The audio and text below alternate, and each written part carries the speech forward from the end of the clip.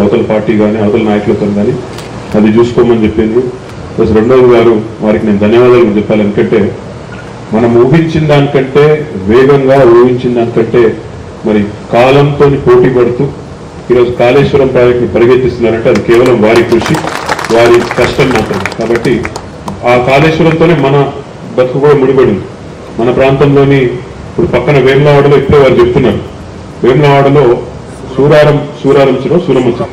సూరమ్మ చెరువు పోయిన సంవత్సరం అక్కడికి వచ్చి శంకుస్థాపన చేసి దసరా లోపల మీకు నీళ్లు ఇస్తామని చెప్పినారు. ఇప్పుడు 5వ తారీఖు 6వ తారీఖు మళ్ళీ స్వయంగా మంత్రి గారు వచ్చి అక్కడ నీళ్లు కూడా ఇవ్వబోతా ఉన్నాం.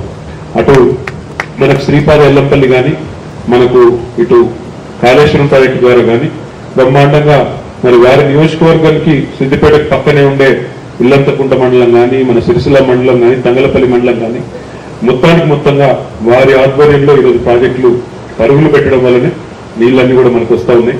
మళ్ళీ చెప్తున్నా, సార్ చెప్పిండని మీరు ఉబ్బిపోయారు. మన టార్గెట్ సిద్దిపేట కాదు, వారిని దాటడం కష్టము. మన ప్రయత్నం మనం చేద్దాం, శాయశక్తులా కష్టపడదాం. కానీ మా ఇద్దరికి ఏదేదో ఉందని ఎవరెవరో మాట్లాడతారు. మీకు వాస్తవాలు చెప్తున్నా, ఈరోజు ఏమన్నా పోటీ ఉంటే అభివృద్ధిలో ఇద్దరికి ఖచ్చితంగా పోటీ పడతాం. ఒకరిని చూసి ఒకరిని నేర్చుకుంటాం, పోటీ పడతాం తప్ప పొరపాటున కూడా ఎలాంటి పొరపచ్చాలు లేకుండా బ్రహ్మాండంగా అందరం కలిసికట్టుగా పనిచేసుకుంటూ ముందుకు పోదాం. అందరి కళ ఒకటే, వారి కళైనా నా కళైనా ఒకటే. కేసీఆర్ గారు ముఖ్యమంత్రిగా ఇంకొక 15 సంవత్సరాలు ఈ రాష్ట్రాన్ని బ్రహ్మాండంగా పరిపాలిస్తే ఈ రాష్ట్రానికి మంచి జరుగుతుంది, పేద ప్రజలకు మంచి జరుగుతుంది అనే ఆలోచన తప్ప నిజంగా ఇప్పుడు అనుకోలేదు, కళలో కూడా అనుకోలేదు. మేము మంత్రులు అవుతామని వారు ఇదివరకు అయింది 2004లో, నేనైతే ఎప్పుడు అనుకోలేదు. ఇద్దరం కలిసి ఒక కేబినెట్లు ఉంటామని, పనిచేసే అవకాశం వస్తుందని, ఇట్లా వేదికలు పంచుకునే అవకాశం వస్తుందని కళలో కూడా అనుకోలేదు.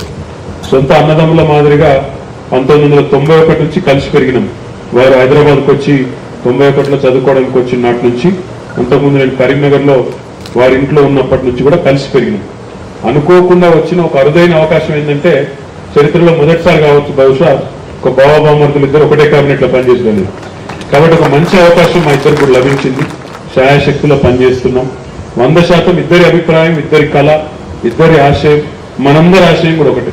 కేసీఆర్ గారు ముఖ్యమంత్రిగా ఈ రాష్ట్రాన్ని బంగారు తెలంగాణ చేయాలనే సంకల్పంతో ముందుకు పోతున్నారో అది నెరవేరాలనే ప్రయత్నంలో అటు బంగారు సిద్దిపేట కావాలి, ఇటు బంగారు సిరిసిల్ల కావాలి, ప్రతి నియోజకవర్గం ఒక బంగారు తుంకలాగా మారాలనే ముఖ్యమంత్రి ఆశయం ఏదైతుందో దానికోసం అందరం కూడా కష్టపడతా ఉన్నాం.